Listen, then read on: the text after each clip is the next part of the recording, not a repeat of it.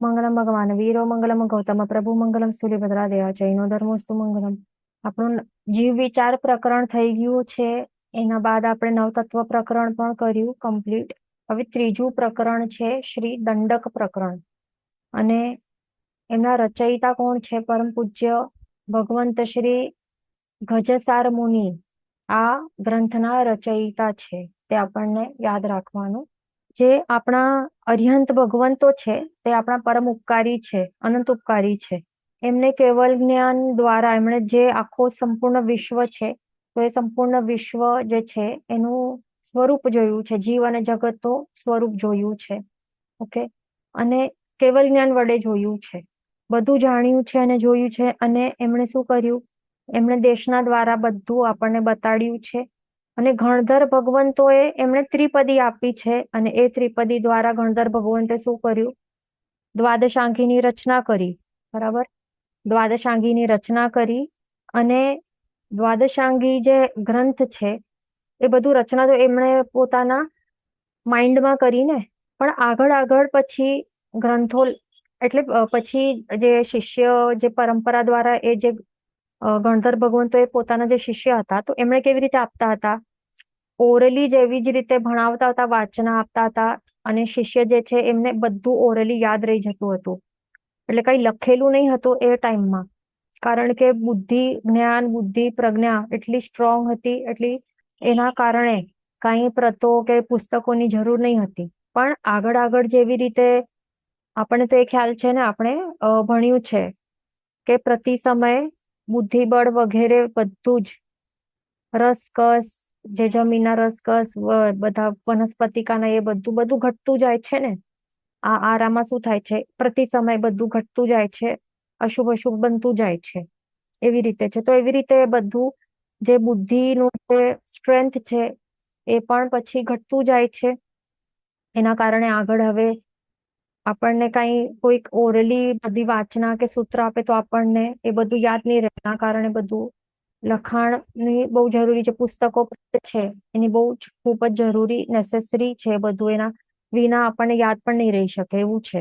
તો એવી રીતે જે આચાર્ય પૂર્વાચાર્ય શું કર્યું? બધું જે પણ દ્વાદશાંગી જે પણ આગમ ગ્રંથો છે તો એમાંથી બધું ઇઝીલી સરળતાથી સમજાઈ એટલે પ્રોપરલી એક્સપ્લેન થઈ કરી શકે. જે પણ બાળ જીવો છે, બાળ જીવો એટલે એ નહીં કે બાળકો, બાળ જીવો એટલે કે સમજણની લેવલના કક્ષામાં જે બાળ જીવો કહેવાય, તો એમને ઇઝીલી સમજણ પ્રાપ્ત થાય, બોધ થાય. એના માટે એમણે શું કર્યું છે કે અનેક ગ્રંથોની રચના કરી છે. પણ ક્યાંથી કરી છે? મેન દ્વાદશાંગીમાંથી અનેક જે એવી રીતે ગ્રંથોની રચના કરી.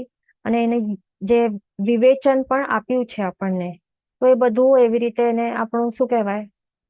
શ્રુત કહેવાય, શ્રુત જ્ઞાન કહેવાય, આ શાસ્ત્ર જ્ઞાન કહેવાય. એવી રીતે આપણને મળ્યું છે, આપણા સુધી જે આવ્યું છે ને. તો એ ઓરિજિનેટ ક્યાંથી થાય છે? બધું દ્વારા, એટલે જે અર્યંત પ્રભુ દ્વારા એ આપણા દ્વારા આપેલું છે. દ્વાદશાંગી દ્વારા એવી રીતે પૂર્વાચાર્યો દ્વારા, શિષ્ય પરંપરા દ્વારા એવી રીતે સોંપવામાં આવતું. એવી રીતે આપણા પાસે આ બધું જે અવેલેબલ છે એ એવી રીતે અવેલેબલ છે. તો હવે જે એક આર્યરક્ષિત સ્વામીજી હતા, તો એમણે શું કર્યું હતું કે જે બાળ જીવો છે એમને ઇઝીલી સમજાય એના માટે એમણે 4 પ્રકારના અનુયોગ બતાવ્યા, રચ્યા. શું? 4 પ્રકારના અનુયોગ એની રચના કરી. તો સૌથી પહેલું કયો છે? સૌથી પહેલું અનુયોગ છે દ્રવ્યાનુયોગ. સૌથી પહેલું છે અનુયોગ દ્રવ્યાનુયોગ છે. બીજું છે ગણિતાનુયોગ. ત્રીજું છે ચરણકરણાનું યોગ. અને ચોથું છે ધર્મ કથાનું યોગ. ઓકે. તો આ 4 પ્રકારના શું છે? આ અનુયોગ કહેવાય છે. આ દ્રવ્યાનુયોગ, ગણિતાનુયોગ, ચરણકરણાનું યોગ અને ધર્મકથાનું યોગ. આ 4 પ્રકારના અનુયોગની રચના આર્યરક્ષિત સ્વામીજીએ કર્યું છે. જે શ્રુતનિધિ હતા, ઘણા જ વિદ્વાન ને એવા હતા, એક પૂર્વાચાર્ય તરીકે હતા. તો એમણે દ્રવ્યાનુયોગમાં, એટલે આ 4 પ્રકારના અનુયોગ છે, તો એમાંથી જે આ દ્રવ્યાનુયોગ છે આ શું છે? એમાં શું શું આવે છે? આ દ્રવ્યાનુયોગ તે આપણે સમજી લઈએ. એમાં જે પણ નામથી જ આપણને સમજમાં આવી ગયું હશે કે દ્રવ્યનું વિવેચન કરવાનું હશે, એમાં વિચારણા થતી હશે. બરાબર. તો જે ષડ દ્રવ્ય છે, 6 દ્રવ્ય, અને દ્રવ્ય હોય તો એમાં શું હોય? ગુણ અને પર્યાય તો હોય જ. તો જેને દ્રવ્ય કહેવાય ને. તો ષડ દ્રવ્ય છે, એમના જે ગુણ છે, એમના બધા પર્યાયો છે. પછી એમાં તો હવે આ ષડદ્રવ્યમાં પૂતગલાસ્તિકા વગેરે પણ આવી જાય, જીવાસ્તિકા પણ આવી જાય. તો હવે એમાં બધું સમજી લેવાનું કે કેટલું બધું સબટાઈપ્સ થઈને કેટલું બધું જે ટોપિક્સ છે એનું સમાવેશ થઈ જતું હશે. તો પછી કર્મ આવી જાય, કર્મની પ્રકૃતિઓ આવી જાય, એનું બધું વિવેચન આવી જાય. એટલે કે ઇન શોર્ટ, જે આપણે કર્મગ્રંથ વગેરે ભણીએ છીએ કે આ જીવ વિચાર, નવતત્વ, દંડક, એ બધું જે પણ આપણે પદાર્થો ભણી રહ્યા છે ને, એમાં પદાર્થ બધું જે પણ આવે છે, આપણે ભણ્યું છે આ ત્રણેયમાં, તો એ બધું દ્રવ્યાનું યોગમાં આવી જાય. એમાં કર્મગ્રંથ છે તો એમાં કર્મની પ્રકૃતિઓ, વિપાક, એ બધું જે પણ આવે બધું એમાં દ્રવ્યાનું યોગમાં આવી જાય. કર્મની જે પ્રકૃતિ, સ્થિતિ, રસ, પ્રદેશ, બંધાવે, કર્મોના ઉદય થાય, ઉદીર્ણા, સત્તા, 14 ગુણ સ્થાનકો, એ બધી જ જે પણ આ પદો છે, એ પદાર્થો છે, બધી વિચારણા આ દ્રવ્યાનું યોગમાં એવી રીતે પ્રાપ્ત થાય છે. પછી ગણિતાનું યોગની પણ એમને રચના કરી. તો આ ગણિતાનું યોગમાં શું આવે છે? ગણિત એટલે કે મેથમેટિક્સ. તો એમાં આ વિષય મેન હોય છે. ગણિતનો વિષય, મેથ્સનો વિષય, એમાં એ મેન હોય છે. અને એમાં પછી એના હિસાબે જે પદાર્થો છે એનું એવી રીતે વિચારણા કરવામાં આવે છે. ફોર એક્ઝામ્પલ, હવે જે 14 રાજલોક નું આપણે જે પણ મેઝરમેન્ટ્સ વગેરે આપણે ભણ્યું હશે, દ્વીપ સમુદ્ર કેટલા હોય છે, એના જે પણ એરિયાના કેલ્ક્યુલેશન, એરિયા કેટલું હોય, જે એનું ડાયમીટર કેટલું થાય, રેડિયસ, ડાયમીટર, એરિયા, એ બધું, કે હાઇટ્સ હોય પર્વતોના, નદીઓના, કે કેટલા છે, ક્યાં રહેલા છે, કેટલા છે, એ બધું. તો એ બધું એમાં ઇન્ક્લુડેડ છે.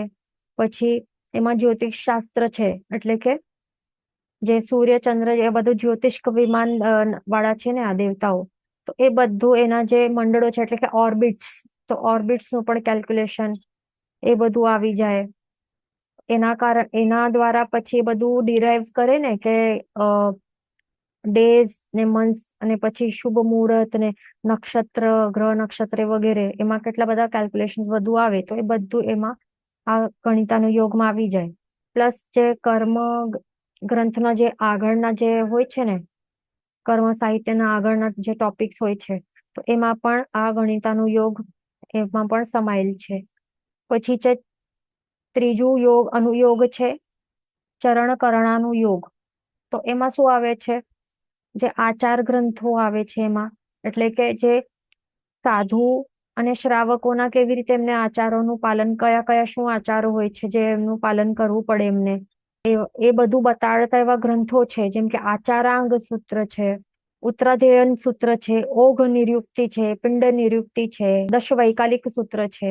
એવી રીતે આ જે ગ્રંથો છે, તો એ બધું આચારો બતાડે છે કે એટલે કેવી રીતે દિનચર્યા, કેવી રીતે શ્રાવકોને જીવવી જોઈએ, સવારથી રાત્રિ સુધી કેવી રીતે શું ઉઠવું, બેસવું, વાપરવું, કેવી રીતે, કેવા ગુણો એને પ્રગટ કરવા જોઈએ પોતાનામાં, જે એમના કર્તવ્યો છે શ્રાવકના, નિત્યક્રમ શું છે, વાર્ષિક કર્તવ્ય, એક્સેટ્રા, બધું બધું આવી જાય. અને સાધુઓનું પણ આચારો આવી જાય, કેવી રીતે એમને બધું જે ચારિત્ર છે, એમનું સંયમ જીવન છે, એમને કેવી રીતે નિર્વાહ કરવું જોઈએ, જેનાથી એમને અતિચારો નહીં લાગે.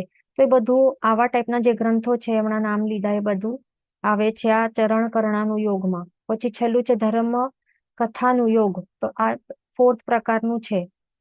તો એમાં નામથી જ ખ્યાલ આવી જાય છે કે કથાઓ એટલે સ્ટોરીઝ વગેરે હોય ને, એટલે કે જે ચરિત્ર છે, જે ઉત્તમ પુરુષો છે, સતીઓ હોય, સત્તાઓ હોય, કે આ બધા છે ચક્રવર્તીઓ હોય, તીર્થંકર ભગવંતો હોય, એ બધાના ચરિત્ર આવી જાય. તો એવા અમુક ગ્રંથો છે, જેમ કે જ્ઞાતા ધર્મકથા, ઉપાસક દશાંગ, અંતગઢ દશાંગ, ત્રિષષ્ટી શલાકા પુરુષ ચરિત્ર. તો આવા બધા જે નામ આપણે સાંભળ્યા હશે, તો એ બધું એ ગ્રંથોનું સમાવેશ આ ધર્મકથાનું યોગમાં આવી જાય છે.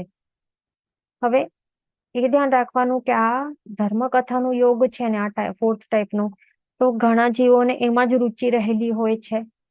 બરાબર. ઘણા હવે ગુરુ ભગવંતો જયારે એટલે કે આ વ્યાખ્યાન આપવા માટે ત્યાં એટલે આપવાના હોય તો ત્યારે ઘણા બધા શું કહે કે એમને સ્ટોરીઝ કંઈક ચરિત્ર વગેરે એવા ટોપિક્સ લઈ લો તો એમાં વધારે રસ આવે. પણ જો ગુરુ ભગવંત આ દ્રવ્યનું યોગ, ગણિતાનું યોગ આવા ટાઈપના ટોપિક્સ લે તો શું આવે?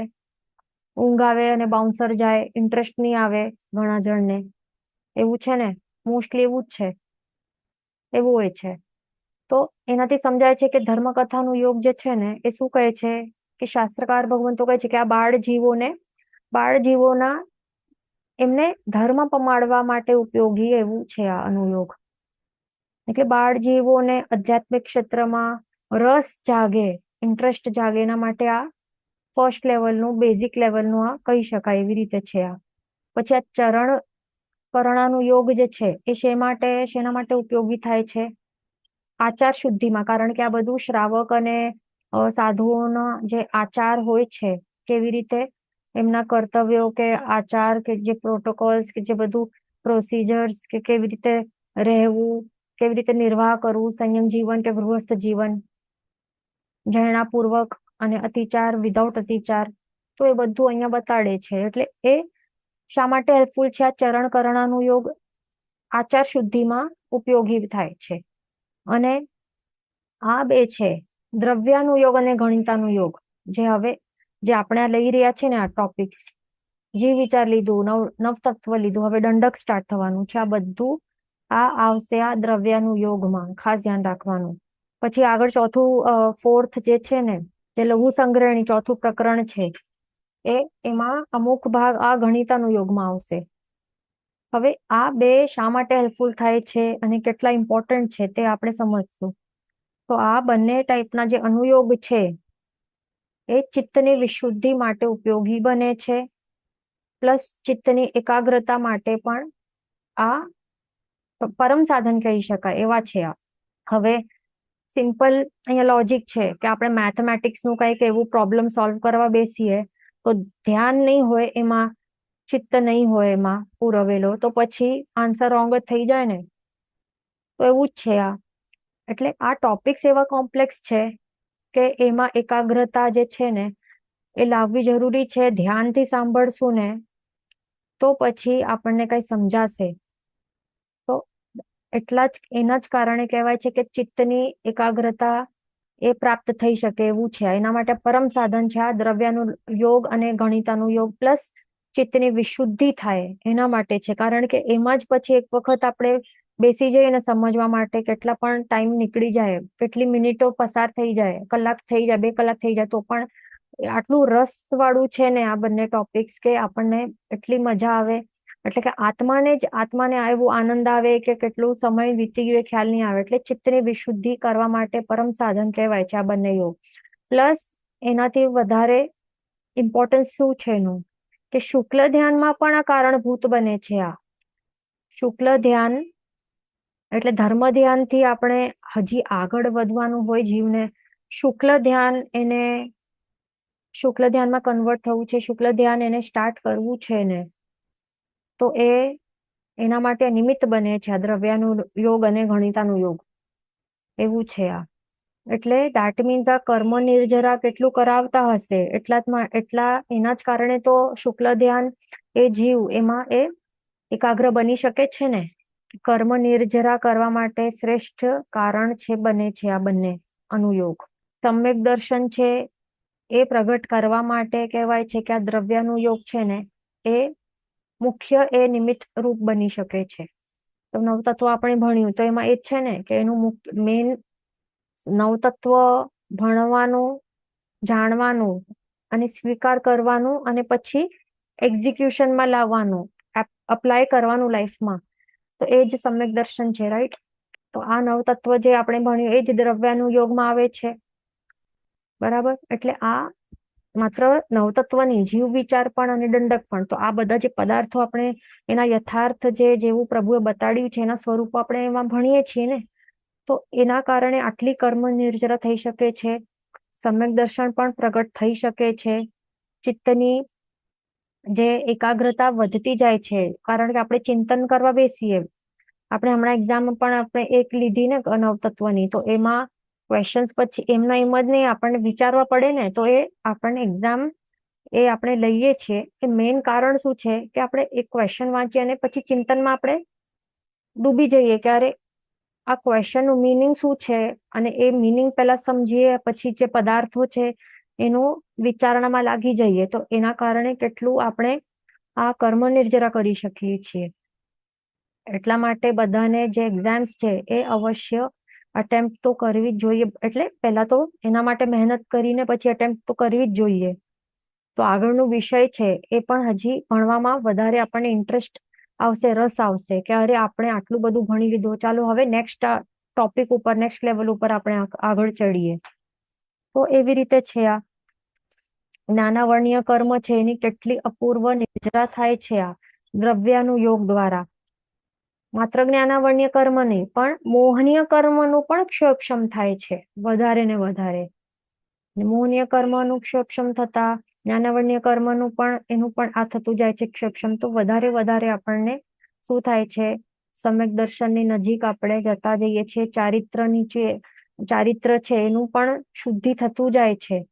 શાસ્ત્રમાં શું કહે છે કે દવ્વાઓ દંસણ શુદ્ધિ, આ બે પદો કહે છે. શું? દવ્વાઓ દંસણ શુદ્ધિ એટલે કે શું? દ્રવ્યાનું યોગથી દર્શન શુદ્ધિ થાય છે.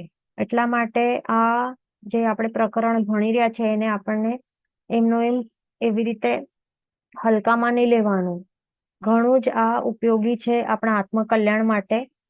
અને એનો અભ્યાસ કરીને આપણને જે એના જે પદાર્થો છે એ બધા જેટલું ગ્રહણ કરવાનું, એ પણ કેવી રીતે આનંદપૂર્વક આત્માને જેમ જેમ આપણને બોધ થતું જશે ને, ઓટોમેટિકલી આપણને શું આનંદ થતું જશે, એવું છે આ.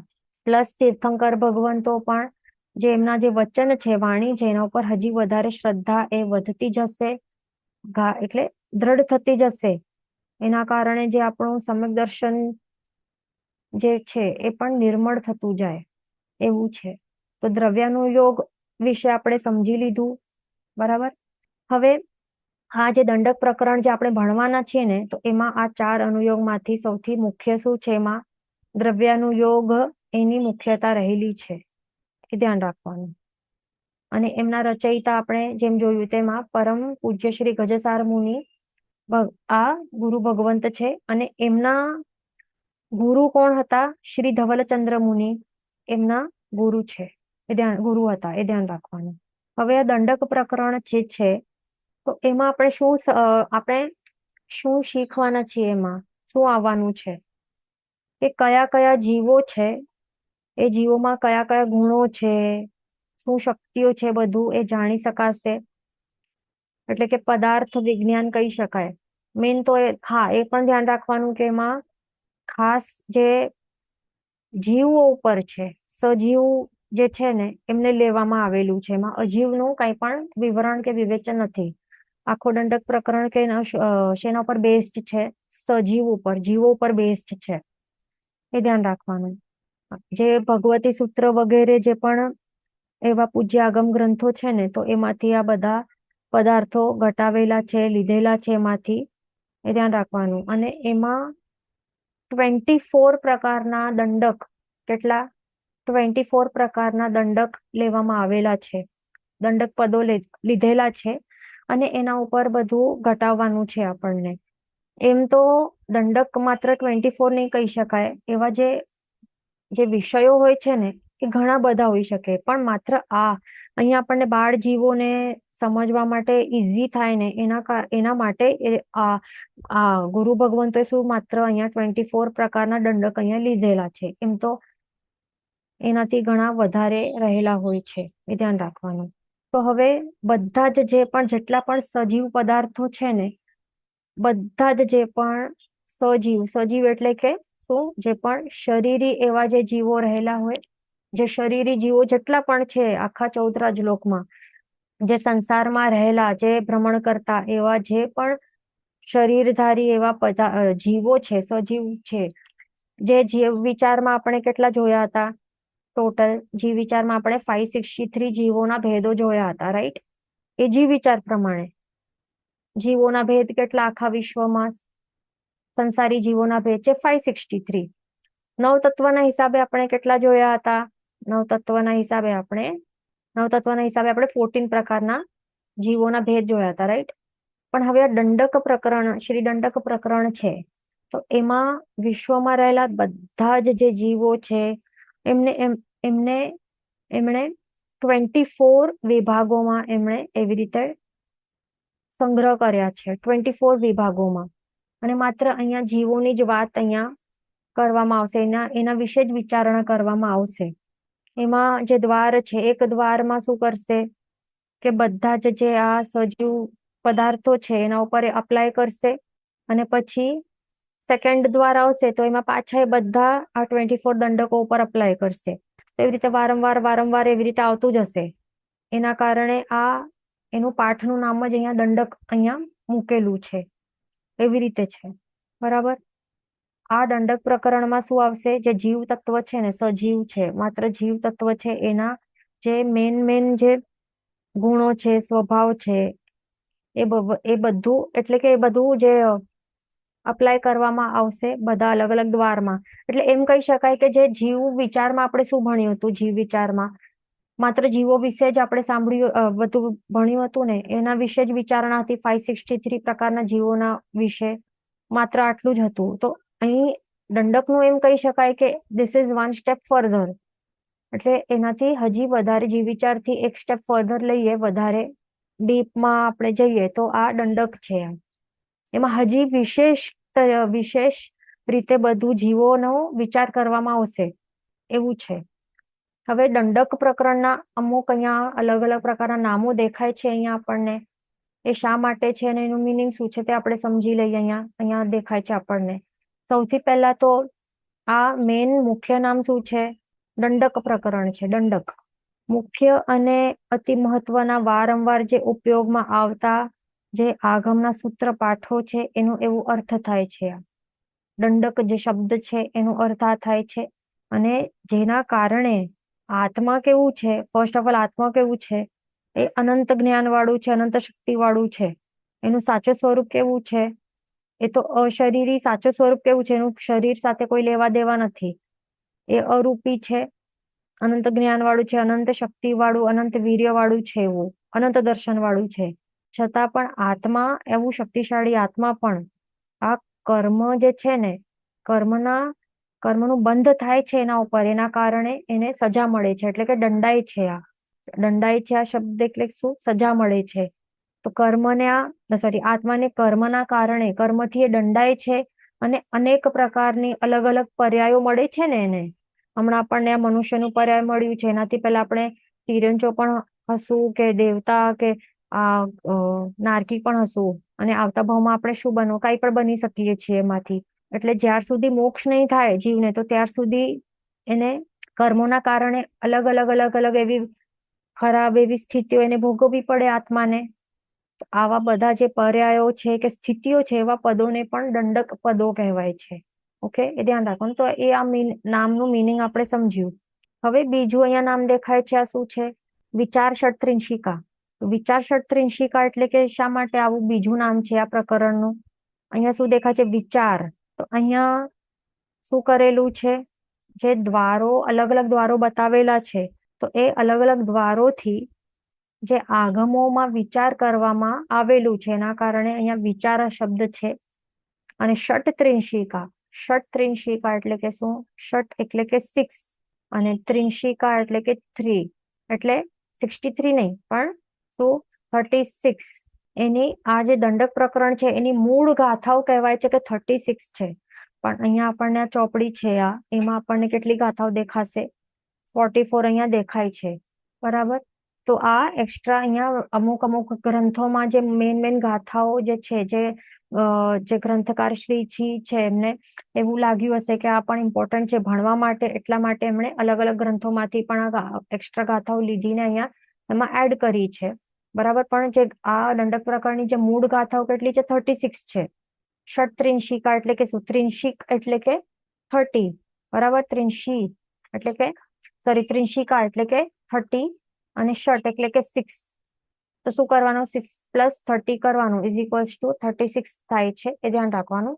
તો એવી રીતે શું આગમોનું અલગ અલગ દ્વારોથી આગમોનું વિચાર કરવામાં આવેલું છે, એટલા માટે અહીંયા વિચાર આ પહેલું વર્ડ છે. અને ષટ્ત્રિંશિકા એટલે કે 6 + 30 એટલે 36 એની જેની મૂળ ગાથાઓ છે, એવા 36 મૂળ ગાથાઓ વાળો આ પ્રકરણ છે કે જેમાં અલગ અલગ દ્વારોથી આગમોની વિચારણા કરવામાં આવેલી છે. એના કારણે એનું વિચાર ષટ્ત્રિંશિકા એવું નામ છે, બીજું નામ છે.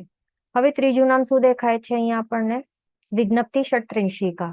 વિજ્ઞપ્તિ આ શબ્દ જે છે, વિજ્ઞપ્તિ એટલે આ વર્ડનું મિનિંગ શું બને છે, વિજ્ઞપ્તિ એટલે કે વિનંતી, વિનંતી કરવી. તો હવે આવું શા માટે અહીંયા એનું નામ છે, કોની વિનંતી કરવાની છે, ગ્રંથકાર શ્રીજી આ ગાથાઓમાં શ્રી તીર્થંકર ભગવંતોને વિનંતી કરે છે કે આવા જે દંડકો જે છે એટલે કે મારા આત્માને આવા દંડે એટલે કે આવો સજો આપે છે કે દંડે છે, એવા ટાઈપના જે અલગ અલગ જે આ કર્મના કારણે જે અલગ અલગ એવી વિષમ સ્થિતિ ભોગવવી પડે છે મારા આત્માને, તો એનાથી મને બચાવો, એનાથી તારો, મારું કલ્યાણ કરો. તો આવા ટાઈપની વિનંતી કરે છે, એટલા માટે આ વર્ડ છે વિજ્ઞપ્તિ.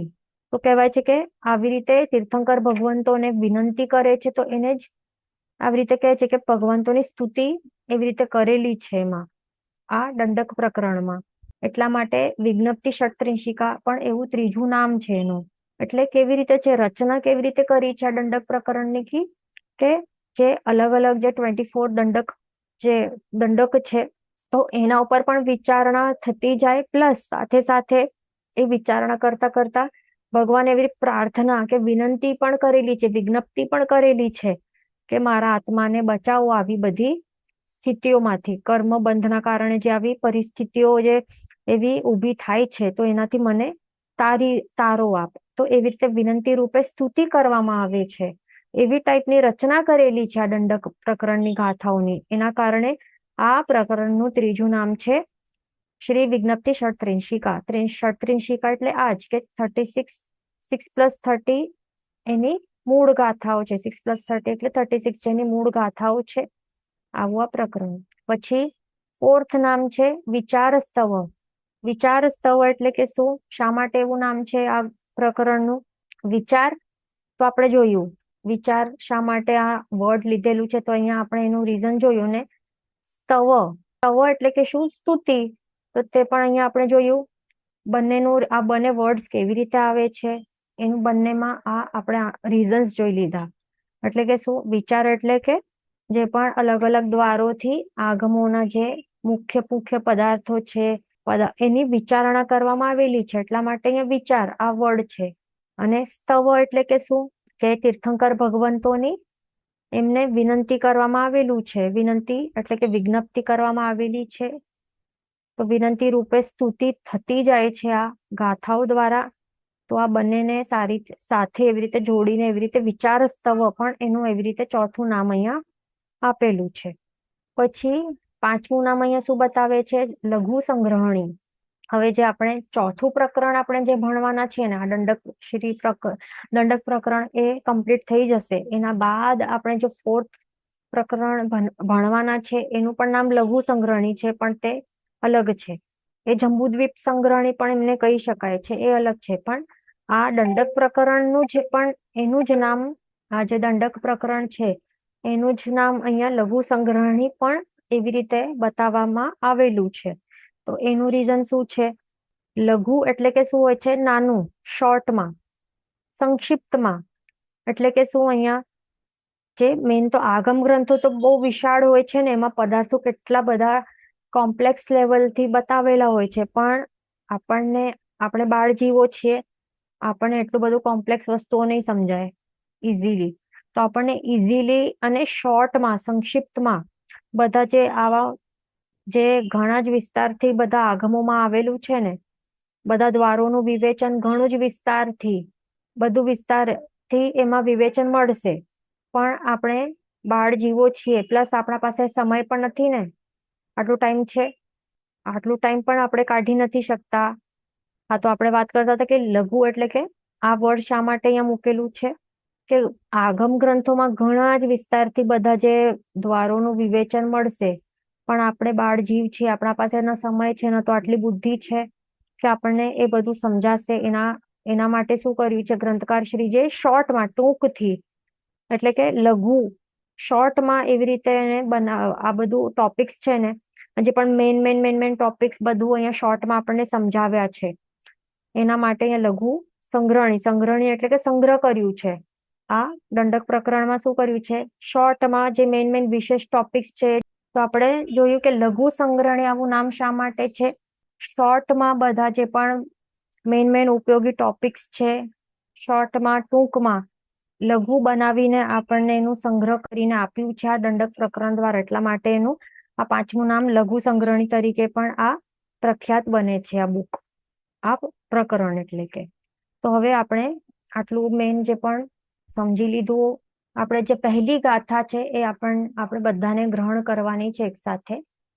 ઓકે, તો જે પહેલી ગાથા છે એમાં શું બતાવવામાં આવે છે, મંગલ આચરણ આવશે, વિષય આવશે, સંબંધ આવશે, અધિકારી અને પ્રયોજન, 5 વસ્તુઓની વિચારણા કરવામાં આવશે. એમાં બધાને સાથે કહેવાની છે, આ ગ્રહણ કરવાની છે. ઓકે, નમી ચૌ વીસ જીણે તસુત્ત વિયાર લેસ દેસણ ઓ દંડઘ પએહિમ તેચ્ચીય થોસામી સુણેહ ભો ભવ્વા.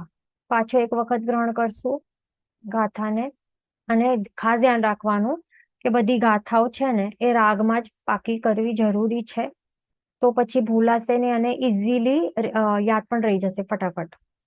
ઓકે, નમી ચૌવીસ ઝીણે તસુત્ત વિયાર લેસ દેસણ ઓ દંડઘ પએહિમ તેચ્ચીય થોસામી સુણેહ ભો ભવ્વા. તો બધાને આ એક ગાથા, પહેલી ગાથા એક વીકમાં પાકી કરી લેવાની છે. શબ્દાર્થ જોઈ લઈએ. નમી એટલે કે નમસ્કાર કરીને, 24, ચૌ એટલે કે 4, 20 એટલે કે 20, એટલે 4 + 20 એટલે કે 24, ઝીણે એટલે કે જીનેશ્વરોને, તસુત્ત અહીંયા તો પણ કેવું છે ડબલ છે, એટલે એવી જ રીતે પાકો કરવાનો. તસુત્ત એટલે કે તેઓના, એટલે સૂત્રમાંનો, સિદ્ધાંતમાંનો, વિચાર એટલે કે વિચાર કે સ્વરૂપ, લેશ એટલે કે લેશ એટલે કે અલ્પ, દેસણઓ એટલે કે દેખાડવાથી કે કહેવાથી, દંડગ એટલે કે દંડકના, પએહિમ એટલે કે પદો વડે કે પદો દ્વારા, તે એટલે કે તે શ્રી જીનેશ્વરોને, ચિય એટલે કે નિશ્ચય એટલે કે જ, હોસામી એટલે કે સ્તવીશ કે સ્તુતિ કરીશ, સુણેહ એટલે કે સાંભળો, ભો એટલે કે હે, અને ભવ્વા એટલે કે ભવ્ય પ્રાણીઓ. ગાથાર્થ સમજી લઈએ હવે. આ ગાથામાં શું બતાડે છે કે 24 જીનેશ્વરોને, 24 તીર્થંકર ભગવંતો છે ને એમને પ્રણામ કરીને દંડક પદો દ્વારા તેઓના સૂત્રોમાંના વિચારના લેશ ભાગને બતાવતો તેઓની જ હું સ્તુતિ કરીશ, તો હે ભવ્ય જીવો તમે સાંભળો. એવી રીતે આ પહેલી ગાથાનું આ ગાથાર્થ છે. ઓકે, તો આ આપણે ગ્રહણ કર્યું. હવે એમાં શું બતાવે છે આ ગાથામાં, પહેલી ગાથામાં 5 વસ્તુઓ બતાડે છે. કઈ 5 વસ્તુઓ બતાડે છે, મંગલાચરણ કરે છે, વિષય, સંબંધ, અધિકારી અને પ્રયોજન, આ 5 વસ્તુઓ સૌથી ઇમ્પોર્ટન્ટ છે એ બતાડે છે.